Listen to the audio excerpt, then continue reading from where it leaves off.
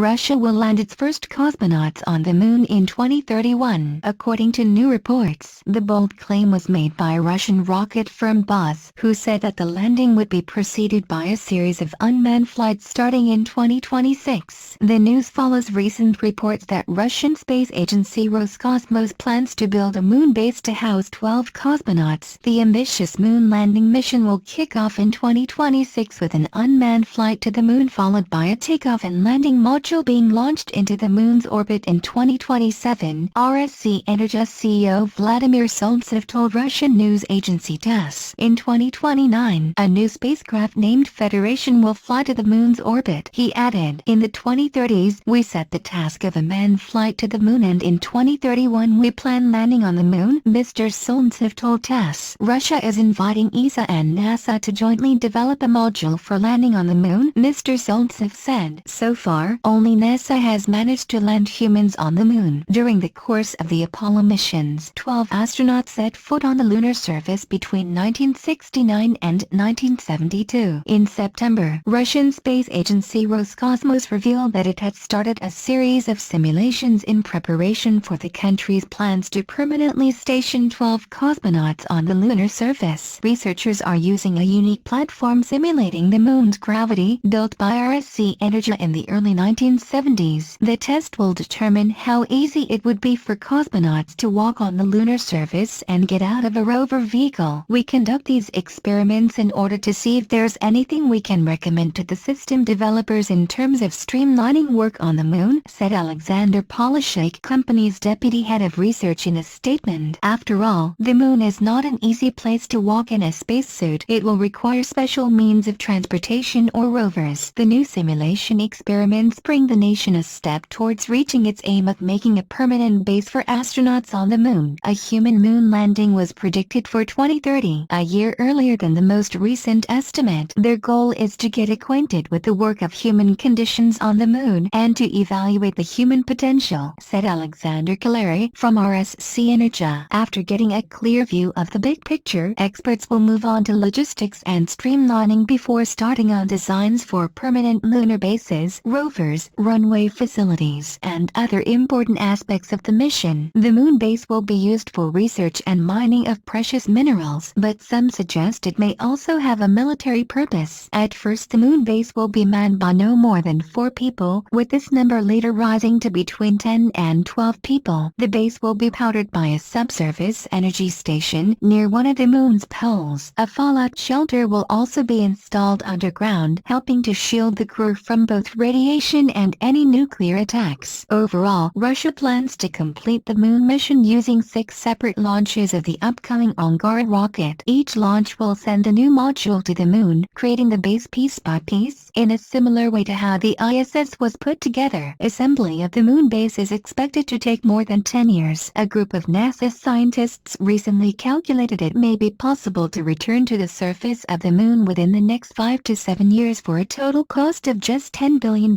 Indeed, they say it may be possible to build a base that can support up to 10 astronauts for more than a year by 2022, as many of the technologies needed already exist today. Earlier this year, Russian company Energia last month revealed draft plans for an 11.4-ton reusable spacecraft that will take cargo and cosmonauts onto the lunar surface within 5 days. The Rivok project was announced in May at the Human Space Exploration International Conference in Korolev, near Moscow. The shuttle will be sent on the ISS by Soyuz ships and Angara rockets. Prior to the lunar mission, another launch to the space station would send an accelerator block to act as fuel for Rivok. This makes the flight dramatically cheaper, as instead of needing a rocket, all that could be needed is a spacecraft and fuel to lift passengers to low Earth orbit. When returning from the near-moon orbit, Rivok would open an umbrella of 55 square meters for braking in the Earth's atmosphere. Currently, Russia's Soyuz spacecraft, which are built by RSC Energia, are the only vehicles capable of sending humans into space.